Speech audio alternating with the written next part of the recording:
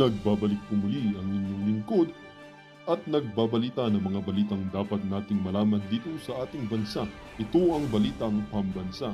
Ating ngang matutunghayan sa channel na ito kung ano ang nangyayari sa loob ng ating gobyerno at syempre tumutulong na rin sa ating mga mamamayan na malaman ang katotohanan dahil mayroon tayong karapatan na malaman ang tunay na nangyayari sa ating bansa. Ngunit bago natin panoorin ang balita, huwag niyo pong kakalimutan na mag-subscribe sa ating channel at pindutin ang notification bell para lagi kang maging updated sa ating mga bagong videos na ina-upload araw-araw. At sa ating mga solid viewers naman dyan ay maraming salamat naman po sa walang sawang pagsuporta. At syempre, huwag din pong kakalimutan mag-iwan ng like at i-share ang ating mga videos. At kung mayroon ka naman pang opinion, ang ating comment section ay bukas para sa inyong mga hinaing. Ito na nga mga kaibigan, ating panoorin ang buong video. Salamat po muli and God bless!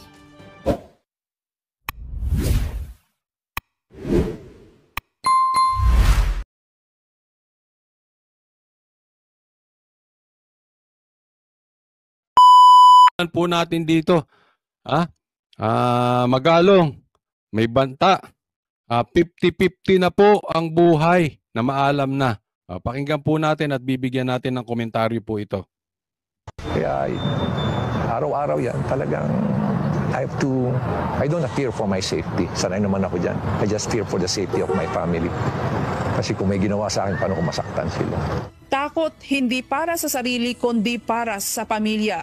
Ito ang nararamdaman ngayon ni dating Criminal Investigation and Detection Group o CIDG Chief at ngayon Baguio City Mayor Benjamin Magalong sa natatanggap na mga banta Ito po, delikado. Sir, ingat po kayo. Mukhang positive ang threat. sa kanyang buhay. Bunso Pag-usapan natin yung threat na yan, ha? umano ito ng kanyang pagsisiwalat ng mga kalakaran at korupsyon sa mga sangay ng pamahalaan gaya ng Kongreso. Nauna nang sinabi ng alkalde na sa tuwing may sumasama sa sortie ni House Speaker Martin Romualdez Nako, delikado. Tuwing may sumasama sa sortie ni Speaker Martin o yung pinangalanan na di umano ni VP Sara na Tambaluslos, eto si Tambaluslos, ha? Pakinggan. bawat kongresista ay tumatanggap ng 777 o 7 milyong piso para sa assistance to individuals in crisis situation o AX! Tatanggap. Sama ka lang sa sortie ni Tambaluslos, may 7 million ka. AX o ayuda para sa kapos ang kita program o AKAP. Sama ka lang, meron ka pang 7 million galing sa AKAP. Mayroon din umanong 7 milyong piso para sa medical assistance for indigent program o MAIP. MAIC, dami. AX, AKAP, MAIC, may 7 million. 7 plus 7 plus 7, 22. 21 po, 21. Grabe, sasama ka lang, no? Ay, Tambaluslos, pwede bang makasama dyan? Tapos, kukuhanin natin yung 21 million, ipamimigay natin sa mga mahihirap. Oy, joke lang, baka chap-chapin ito, ha? Nako, hindi po. Hindi ko po, kahit magbigay yan ng magkano, hindi ako sasama dyan sa kampanya ni Tambaluslos. Ayoko manalo yan, parusa sa taong bayan nitong si Tambaluslos. No, pero, eto delikado po ang buhay. At may nagbabanta po sa buhay ni Mayor Magalong dyan sa Baguio. Isa pa naman to sa napakagaling. Ito kung medyo bata-bata pa to si Magalong, ito pwedeng maging presidente sa mga susunod na mga halalan pa. Maybe not 2028 and 2034 dahil meron nang nakapila doon na malakas. Pero yung susunod, it's too early to say, kaya lang medyo may edad na siya. So pwede ito maging senador. Talagang napaka-tapang ng taong ito si Magalong. At meron nga siyang banta. Dahil saan? Dahil binulgar niya ang kabalbalan na di umanong ginagawa nitong si Tambaluslos. So sa madaling salita, sinong papatay kay Magalong? According to him, kung susundan mo, sinabi niya, delikado ang buhay niya dahil binulgar niya si Tambaluslos. Di sinong papatay sa kanya? Ako. Si Bongo. Si VP Sara. Di si Tambaluslos, di ba? Obvious naman Yan po ang pinatutunguhan ni Mayor Magalong. at 7 milyong piso para sa tupad na may kabuang humigit kumulang 21 milyong piso. Gayon din ang 30-30-30 scheme. Ayon kay Grabe, may 777 na, may 30-30-30 pa. May talagang timpayaman etong mga congressman. Kaya naman pala napakadaming sumisip-sip dito kay Tambaloslos ikaw ba naman makatanggap ka ng 777? Di umano. Ikaw ba naman makatanggap ka lalo na ng 30-30-30? Hindi natin alam kung ano yung 30 na yan. 30,000 ba yan? Malabo naman siguro. Babayaran ng congressman, sumama 30,000. 30 million posible pa. Pero sa 30,000 malabo, no? So, grabe. Mayor Magalong nag-aalala siya dahil iniisip niya ang katotohanan ukol sa korupsyon at ang kaligtasan ng kanyang pamilya. Pero seriously, eto. Kung totoong sinasabi nitong si Magalong, nako naniniwala ako sa sinasabi nito si Magalong, saan kinukuha ang pera na pambigay dyan sa 777 na yan at 30-30-30 na yan? Wala namang pera yung mga ganyan Yung mga yan ang ganyan kalaki ibibigay. Wala namang pera yung mga yan. Saan kukunin yan? Hindi sa inyo. Sa taxes nyo. Sa taxes ng mga OFW. Sa taxes ng mga Pilipino dito. Sa ating taong bayan. Diba? Kaya talagang kabalbalan nangyayari. Isipin mo. Hindi ba kayo nahihiya na ang ordinaryong Pilipino ay walang makain sa maghapon? Yung iba nagugutom. Yung iba kakain lang isang beses kada isang araw. Parang ako. hindi kasi nakajeta po. No, pero yung by choice po 'yun. Yung iba kasi talagang walang makain. 'Di ba? Yung iba naman 2 beses. Parang ako din minsan 2 beses. Ganon, no? Pero 'di ba? Gutom Gutom ang taong bayan tapos itong mga lintik na mga ganito. Makakarinig ka 777 21 million sasama ka lang. Di ba talagang lantarang pambababoy at pang-aabuso yan? Kung hindi ba naman itong mga baboy o buwaya, kung totoo sinasabi ni Magalong, then again, sasabihin ko sa inyo, ako'y naniniwalang totoo sinasabi ni Magalong. Kaya, talagang sobrang pang-aapi na po sa taong bayan itong gobyerno ni Marcos. And then again, kailangan balikan natin. Hindi man lang to imbestigahan. Di ba ang lilinis ng Tricom? Isipin mo, may pasabog si Magalong na ganito. Hindi man lang imbestigahan. Samantalang, yung walang katorya-toryang mga vloggers katulad ko, yan ang gustong habulin. Vloggers na katulad namin na wala namang kinalaman sa pag-asenso ng bayan, sa pagkagutom ng mga mamamayang Pilipino. Di ba? Itong lantaran, di ba? Kung totoo man to or hindi, dapat iniimbestigahan to ng mga lintik na mga Tricom na yan. Di ba? May kung patas sila Di ba? Dapat imbestigahan din nila. Pambihira. Napaka-unfair talaga nitong mga ito. Mga double standard. Yeah. Ngayon, Bakit hindi nyo sabihin, Claire, na fake news si Magalong? Ako sa akin lang, kung fake news si Magalong, demanda nyo. Demanda nyo. Kasi ako naniniwala, doon ilalabas lahat. Kaya malakas ang loob ng mamang ito Kaya malakas ang loob ni Mayor Magalong dahil may ilalabas siya sa husgado. Inaantay lang na patulan siya, tas ilalabas niya. Ganyan po ang mga taong nagsasalita. Okay? Wala pong patayan. Huwag po patayan ng usapin nyo lagi. Yung laging papatayin sa airport, papatayin sa Netherlands, o kaya papatayin kung saan-saan. Di ba? May mga ganong kwento, papatayin sa Cubao, papatayin sa Quiapo, papatayan sa Mindanao, papatayin saan. Walang ganunan. Huwag tayong magganunan, ha? Demanda nyo. Kung mali po si Mayor Magalong, demanda nyo, wala pong patayan. Okay? Papatayin sa Amerika, papatayin sa Israel. Wala. Huwag po tayong magganon-ganon, ha? Meron po tayong batas, sundin natin. talagang nakatanggap kasi ako ng message from former Secretary Alan Capuyan. Kasi humingi ako ng tulong sa kanya. He was formerly a general in the AFP Intelligence. At humingi ako ng tulong sa kanya, kindly check na kung ano tong threat sa akin. And then last February 19, I received a message from him. Sabi niya, sir, mag-ingat po kayo. Mukhang positive ang threat. Yun, positive. Diyan. No? Pag sinabi ng isang general, galing sa intelligence, galing sa loob, na meron talagang threat, 50-50 na buhay mo dyan. Asahan mo. Lalo na pag desperado ang nagpapapatay, 50-50 ka na dyan. Para ka dyang dumaan sa operasyon na ikaw ay may cancer at talagang matindi yung iyong sakit. Kasi talagang hahabulin ka, hindi ka makakapagtago dyan kahit saan ka pumunta. Pag gusto ka nilang patayin, papatayin ka niyan. Kaya ako sa aking opinion, itong sinasabi ni Magalong, siya ay maybe partly namamaalam na siya or ipinaalam yung sitwasyon niya. Just in case mamatay siya, patayin siya, or turukan siya ng kung ano, kasi ganyan po style ngayon hindi ka babarilin kasi delikado. Ang gagawin nila, huhulihin ka, tuturukan ka para ikaw ay atakihin sa puso. At yan ang style. Pag inatake ka sa puso, patay ka. Siyempre, di ba? May tunuturok sila.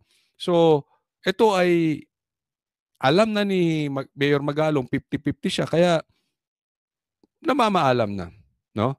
Na pag namatay siya, parang yung ginawa ni BP Sara, actually hindi naman threat yung ginawa ni BP Sara. Ipinaalam lang sa taong bayan na kung sakali siya ang mamatay, ang nagpapatay sa kanya, si Tambaluslos, si Marcos at si Lisa. Ano mo lumalabas dito consistent. Bakit kanyo? May threat si Magalong. Sino ba binubulgar ni Magalong? Si Tambaluslos. O ang Kamara. Sino ba leader ng Kamara? Si Tambaluslos. So, indirectly sinasabi niya ang nagpapapatay sa kanya si Tambaluslos. Ganun din na sinabi ni BP Sara, tugma di ba? May consistency. Galing sa hindi magkapartido, di ba? Hindi naman sumasama sa rally ng Duterte ito si Magalong Pero iisa sinasabi nila, may threat sa buhay nila. Napakadelikado po niyan. And again, parehas involved. Di umano, according to BP Sara and according to Magalong, si Speaker Martin Romualdez. How would you feel? Diba? Ang dami ko ng kaaway. Naniniwala rin ang alkalde ng General Appropriations Act o GAA 2025 ay ginawa para sa election fund. Classic example na lang yung ginawa nila sa ating yung appropriations diba? Katulad niyan. Yung ginawa, ano pa binubulgar niya? Bukod sa AIC, sa TUPAD at saka sa AKAP. Yung 777, 30-30-30. Ito pa, yung GAA. Kanino yan? Again, sa Kamara. Tingnan nyo ang kabulastugan ng Kamara. Di umano, according sa sinasabi ni Magalong, pero kala mo kung mag-imbestiga ang TRICOM, ang lilinis. Kung mag-imbestiga ang Quadcom, ang lilinis. Hindi nila maimbestigahan ito. Di ba? Double standard. Ang Pilipino ngayon, puro ipokrito. Puro ipokrito yung mga nakaupo dyan. Tingnan mo. Diba? Kanino ulit yan? Other than Tambaluslos. Kaninong kabulastugan yan? Sino ba speaker ng, kanino ba nang galing yung Baykam-Baykam na yan? Ano sinasabi? Diba? Si Kimbo inamin may blank items. Ang pumirma lang dyan. Ano sinasabi nila dyan? Controlled lang yan ng 2 tao. Di umano si Tamba at saka to si Saldico. GAA, tingnan mo yung ginawa nila. No less than the president, sabi niya, is a different animal. Saan ka nakakita ng ganun na kukunting tao lang?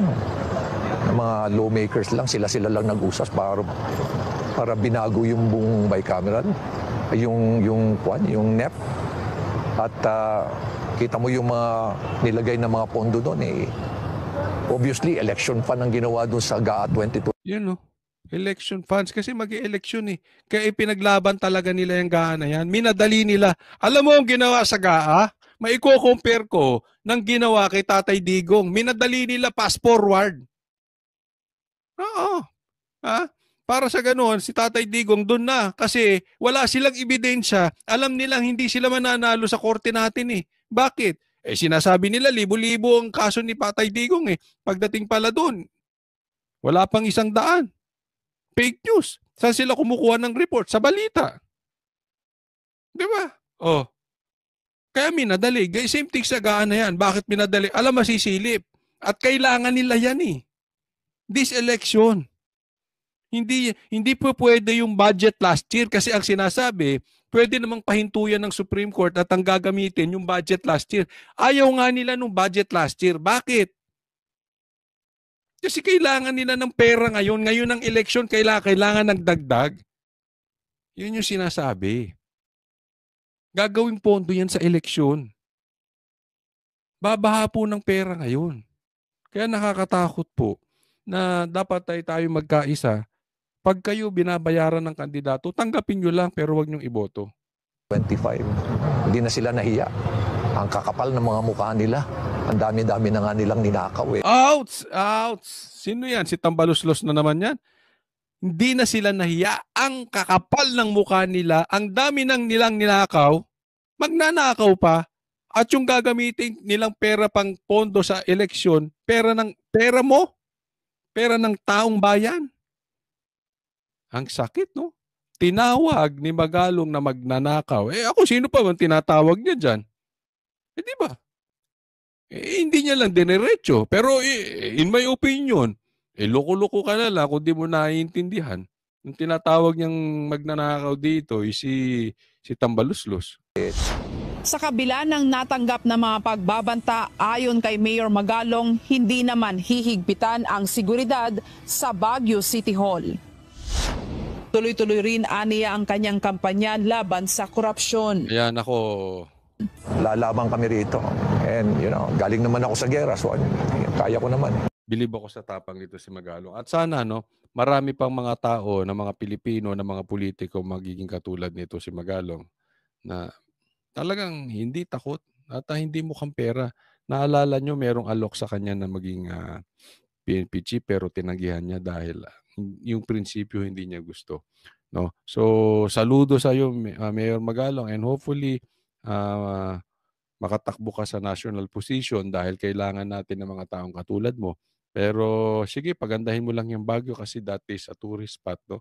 Thank you sa mga pagbubulgar nyo. Tuloy po ang laban and pagdasal po natin si Mayor Magalong dahil siya ay dumadanas ngayon ng danger sa kanyang buhay. No, 50-50 po yan. 50-50 po yan. So, pagdasal natin na sana ay maunang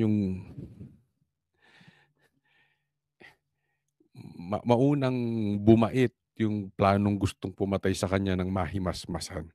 Okay, next topic po tayo. Eto, babala, troll ng Team Bangagers nagsimula ng mag-fake news. Claire, tingnan mo ito ha. Pakinggan po natin.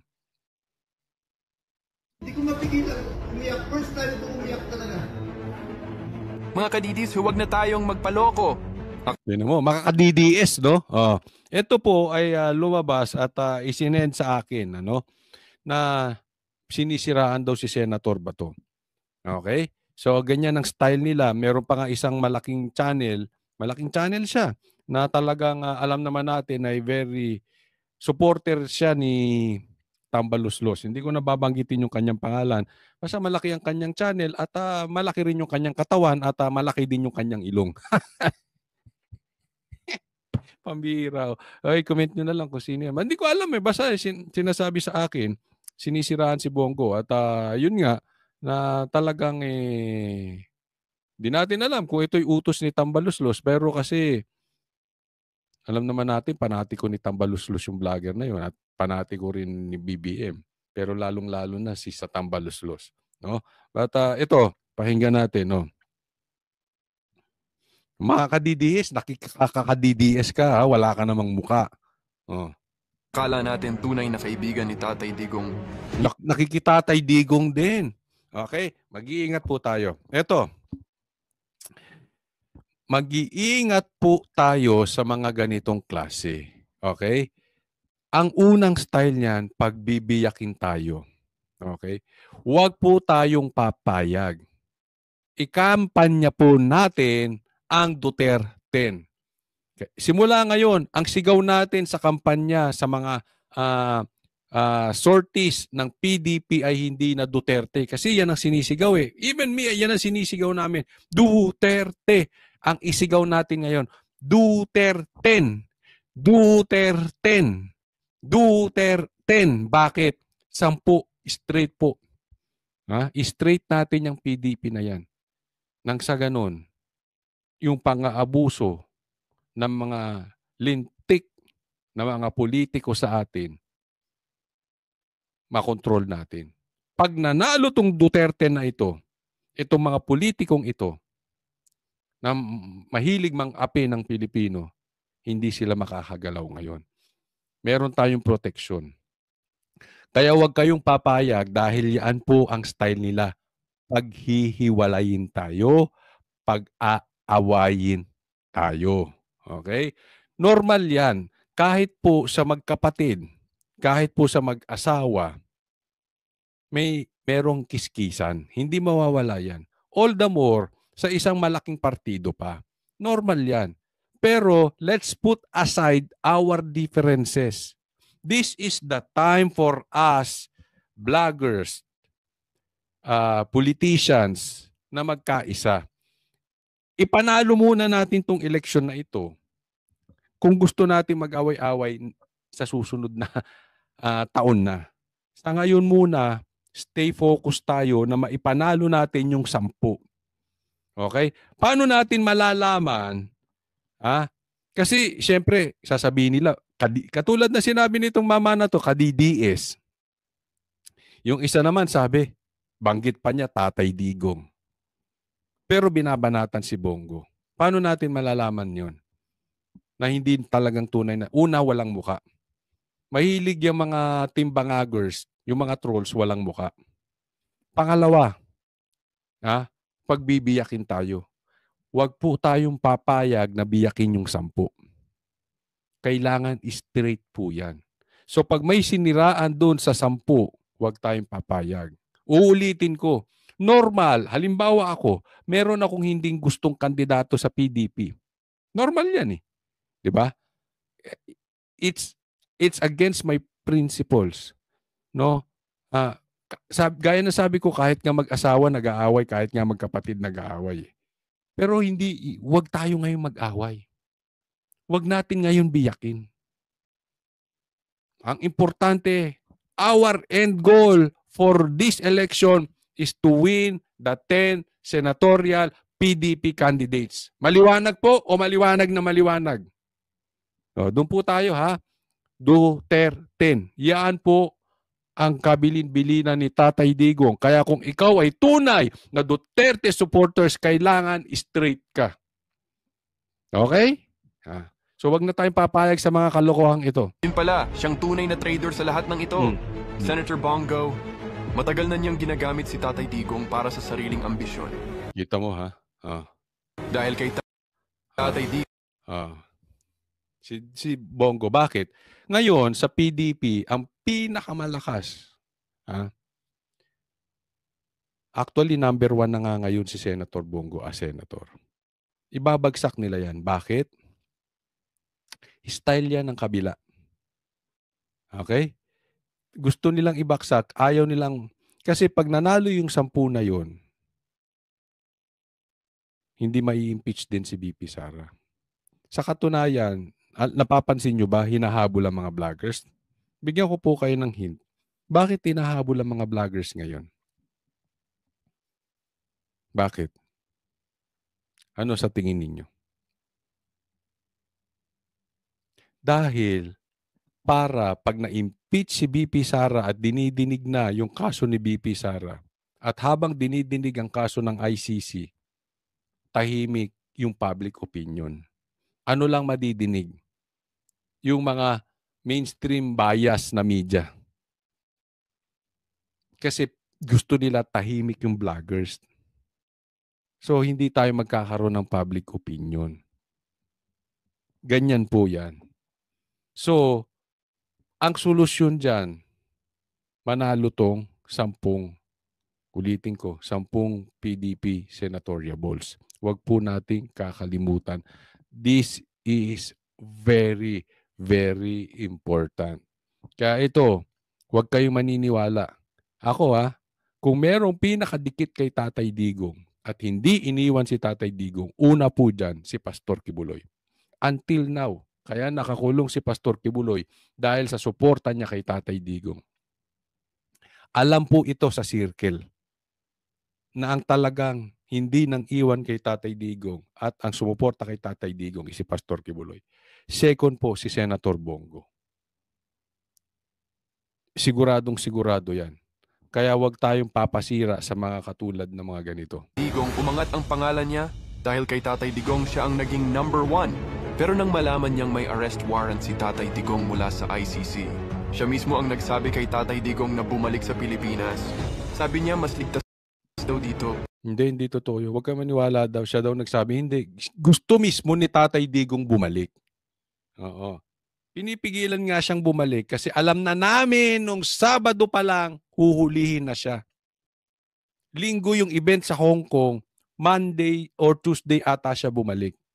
So hindi rin po totoo yan. That is fake news. Clear. Huwag kayong nakatutok sa mga Duterte. Sa mga Duterte vloggers, i-check nyo rin to. Sa Tricom, ba't di nyo i-check to? Sa NBI, ba't di nyo i-check to? Fake news yan. Hindi po inuto ni Senator Bongo si Tatay Digong. Si Tatay Digong mismo gusto niyang umuwi. Pero pagdating ni Tatay Digong, ayun, dinakip siya. Ngayon may paiyak-iyak pa siya. Pero nasaan siya nung panahon ng may sugrali, mga rally para kay Tatay Digong? Aba hindi sumasama kasi baka madamay siya.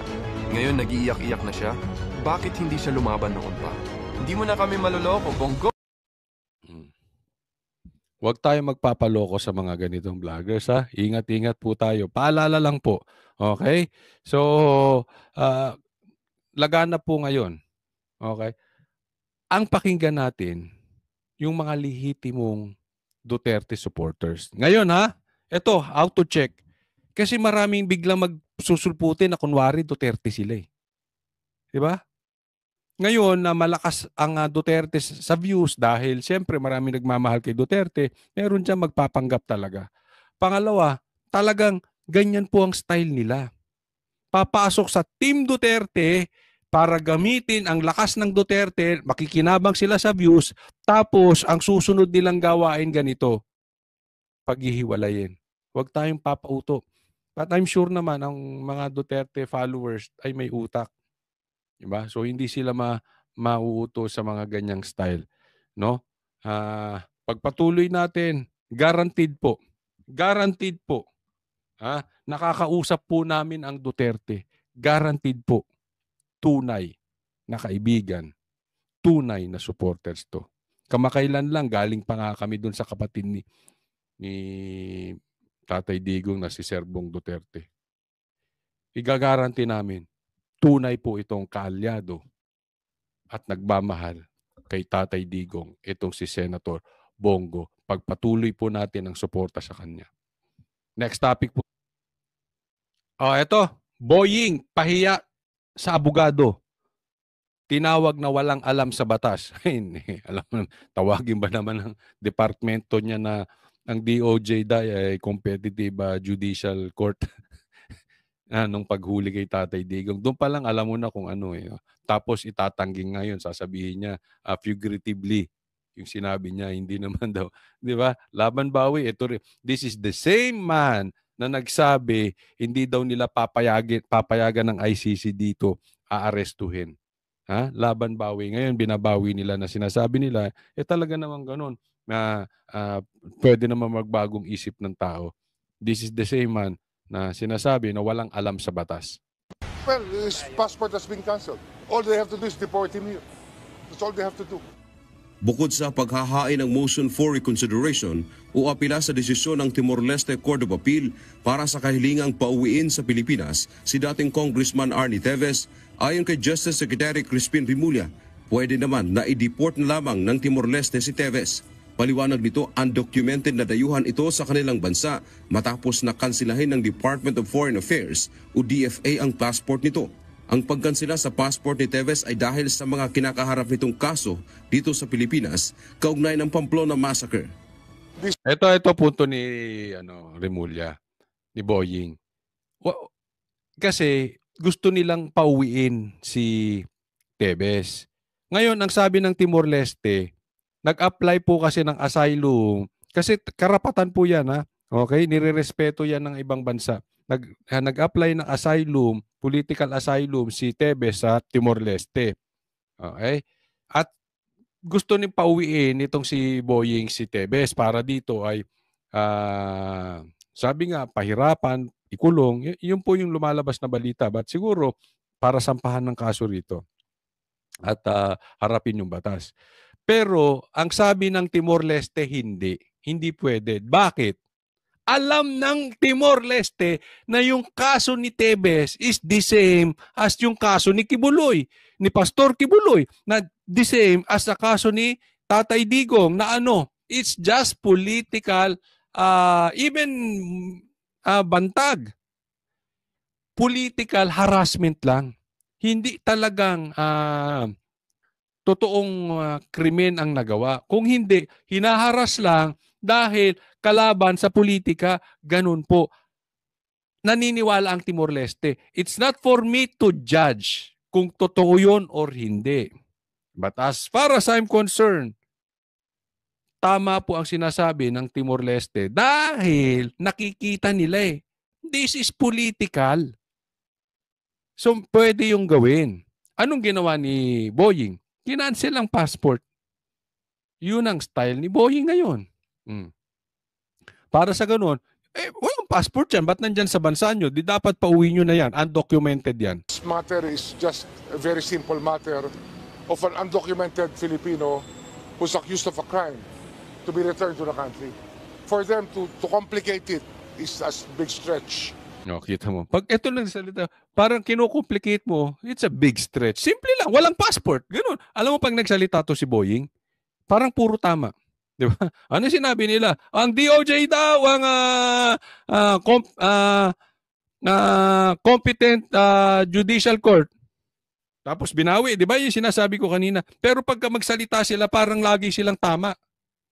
May ganyan ang bully, napapansin nyo. Ang bully, hindi wala, parang walang nagawang mali. Laging tama. O, ganito yung nangyayari kay Boying. O, parang, ba't yung ba pinapakomplika? Walang passport tapos pauwiin yan. It's not simple as that, Boying. And there are a million reasons for this to happen. Marami umanong ahensya ng gobyerno ang kumikilos upang mapauuwi ang dating mambabatas. Hindi rin maganda para sa Timor-Leste na nag-a-apply para maging kasapi ng ASEAN ang kanilang ginawa. It is not going to be pleasant for Timor-Leste because they're applying to be in the ASEAN. And we are one of the founding fathers of the ASEAN. So nananakot ang style ni Boying. Nag-a-apply sila maging member daw ng ASEAN. According to him, hindi natin alam kung totoo. Basta according to Boying, nag-a-apply sila maging member ng ASEAN at isa sa founder po ang Pilipinas. So tinatakot. Tingnan natin ano masasabi ng abogado. Fathers of the ASEAN. Ayon naman sa abogado ni Teves na si Attorney Ferdinand Topacio, hindi maaari ang sinasabing deportation ni Rimulya dahil labag ito sa umiiral na prinsipyo ng batas. Ang desisyon ng korte na huwag payagan ang extradition ni Teves ay dahil sa maaari itong isailalim sa torture at malupit na parusa dito sa... Tingnan mo. Ano sinasabi ni hindi pwedeng pauwiin si Teves kasi haharap yan sa torture. According to Attorney Topacio, cruel and degrading and inhuman punishment in his country of origin. Ibig sabihin sa Pilipinas, sasagupain ni Teves ang torture, cruel and degrading and inhuman. Hindi makataong parusa. Bakit? Politika nga Diba? Sa bansa na labag sa saligang batas ng Timor-Leste. Ang paghiling anya na i-deport si Teves ay paghiling din na suwayin ng Timor-Leste ang konstitusyon nito. Dapat alam anya ito ni Secretary Remulla bilang isang abogado, cabinet member at pangunahing tagapagpatupad ng batas. Ayun, ito, ang ganda ng sinabi ni Topacio. Ipapakita ko sa inyo kung gaano ka double standard itong si Secretary Boying. Ano sinasabi niya? Sabi ni ito walang alam sa batas ito. Ha? Abogado ka pa man din, Department of Justice Secretary ka pa man din, Boying. Hindi mo alam 'yan. Bakit? Hindi mo kasi nasa batas nila, hindi po pwedeng suwayin ng Timor-Leste yung nasa batas nila na hindi sila pwedeng magpauwi ng isang tao na alam nila ay hindi makakamit ang kanyang karapatang pantao. So, hindi natin kabisado anong batas sa Timor-Leste, but according to Topacio, yun ay nasa batas ng Timor-Leste. Bakit kine-question mo, Boying? Bibigyan ko kayo kung gaano ka double standard si Boying. Wala tayong jurisdiction. Ang ibig sabihin ni Atty. Topacio, wala tayong jurisdiction sa bansang Timor-Leste na kung saan nandoon si Teves. Kaya wag mong utusan, Secretary Boying, na gumawa at labagin ang batas ng Timor-Leste. Wala tayong karapatan doon. Wala tayong soberanya. Naintindihan? Pero gusto ni Boying, sundin siya kasi walang passport. Ganun sabi niya, huwag nyo na i-complicate, ganun lang kasimple. Hindi po pwedeng ganun kasimple. Hindi nila pwedeng labagin yung batas nila doon. Batas nila yung na dapat proteksyonan nila si Teves. Yan nga ang nakakainis dito eh. Buti pa yung ibang bansa, pag may tao sa kanila, poproteksyonan nila kahit hindi nila kalahi. Tayo, nakalahi natin si Tatay Digong, pinamigay natin sa puti. Ganun tayo kalakas mang-api ng kapwa nating Pilipino. Sila pinoprotektahan pa ang karapatan ni Teves. Naintindihan nyo? Bigyan ko kaya halimbawa pa na kung gaano ka double standard.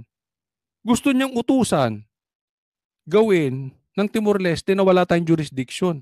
Ngayon, sinasabi, pabalikin si Tatay Digong.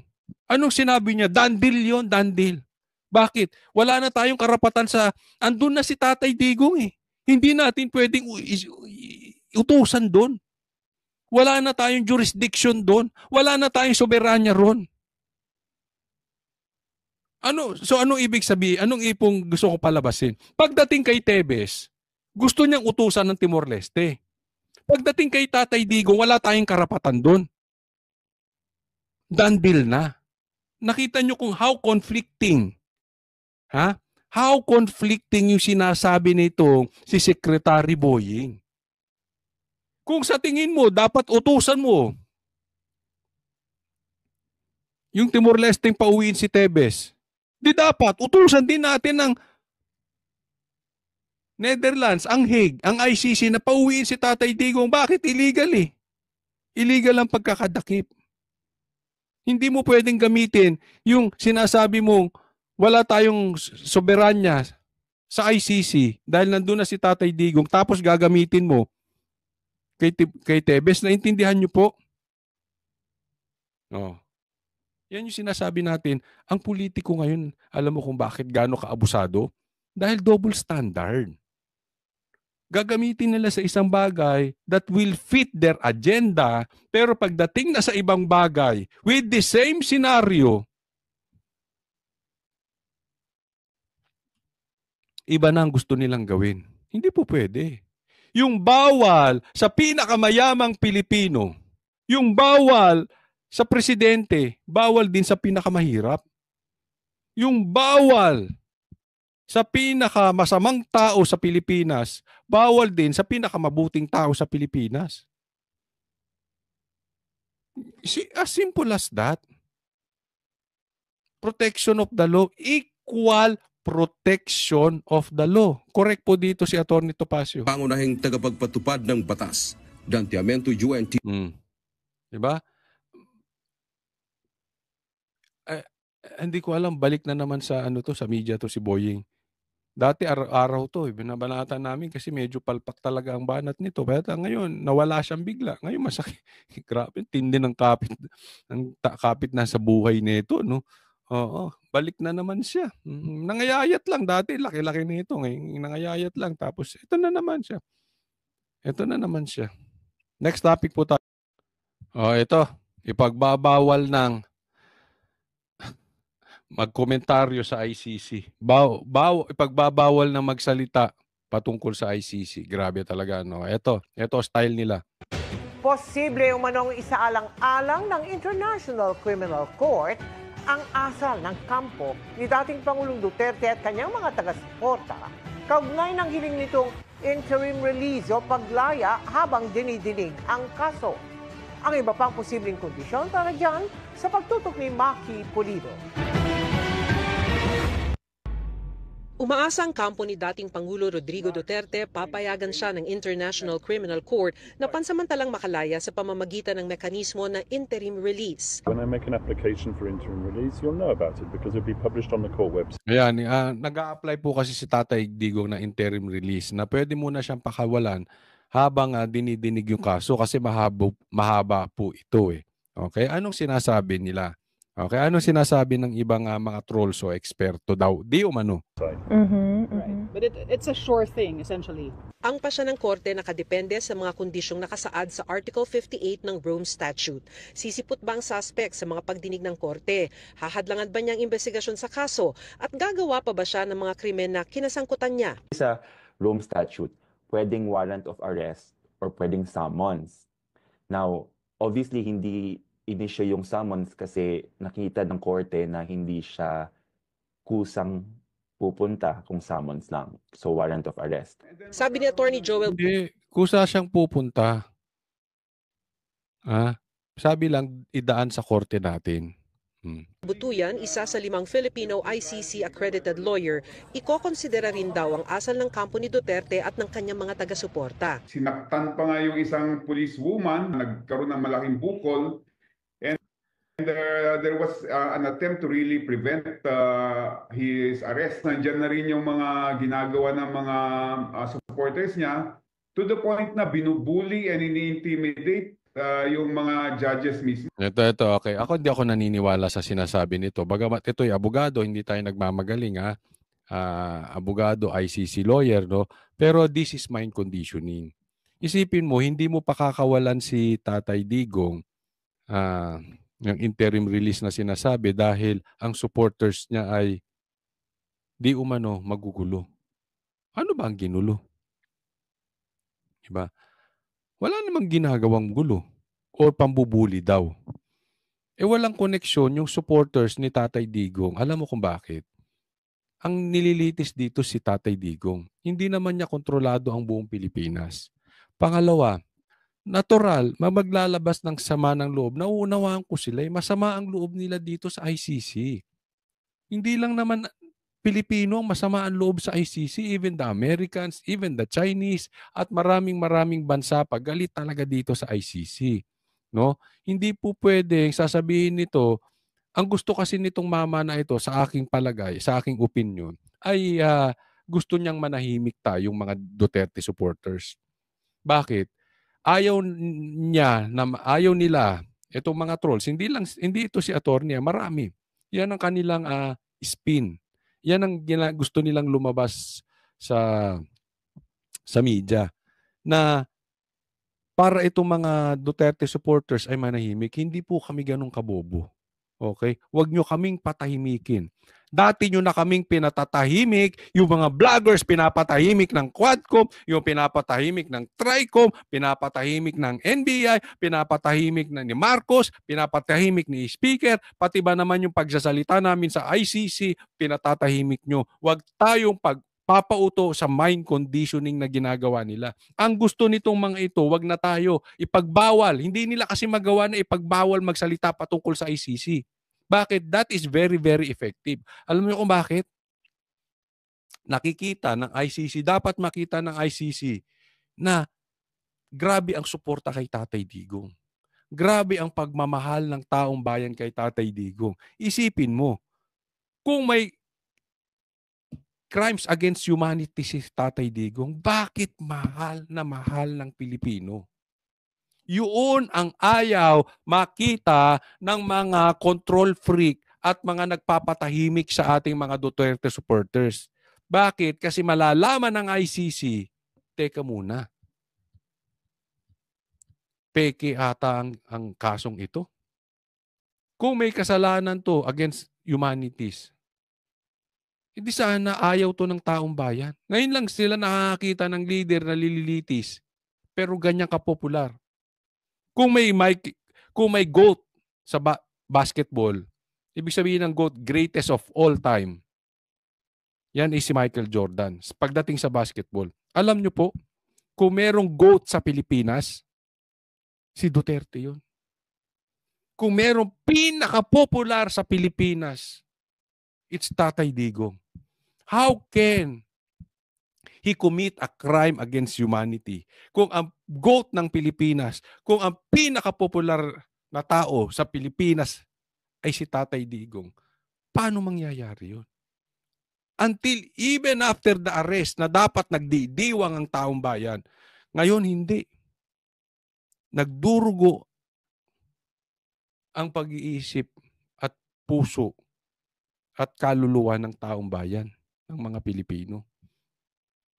Diba? Kaya wag tayo papakontrol sa mind conditioning na ito. Basta lang, wag po nating personalin.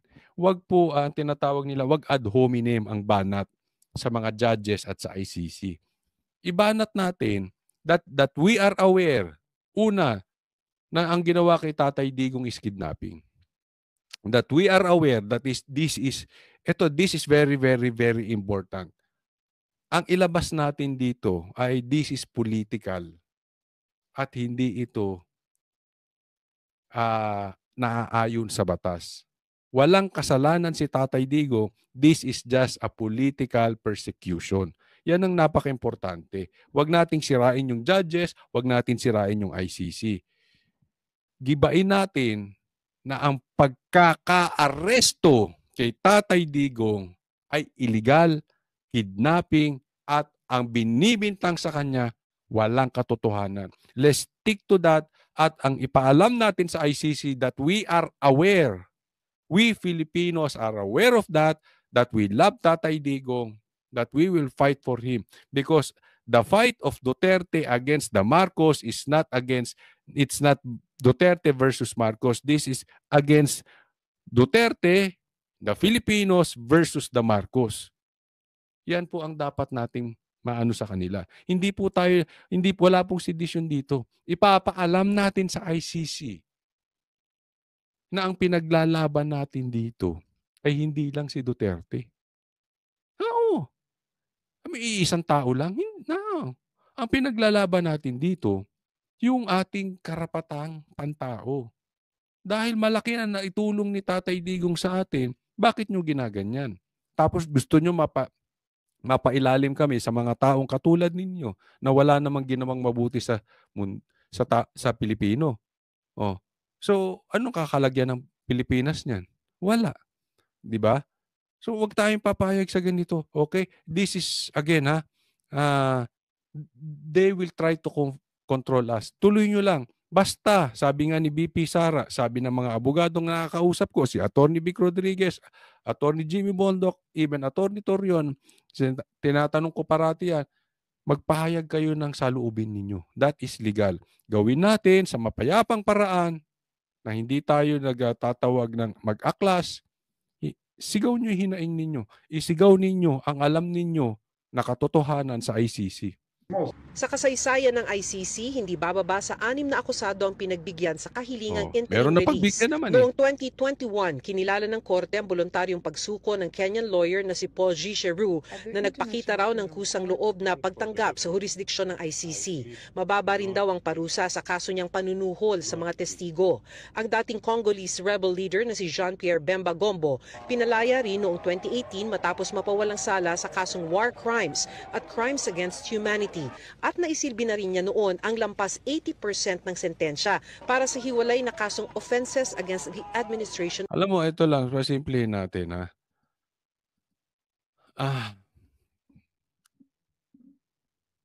marami naman pong binigyan ng pagkakataon. Ako, I think, deserve ito ni Tatay Digong. It's more than deserving niya. Kasi sa edad niya pa eh. No? You have to consider na una, illegal yung kanyang pagkakaaresto. No?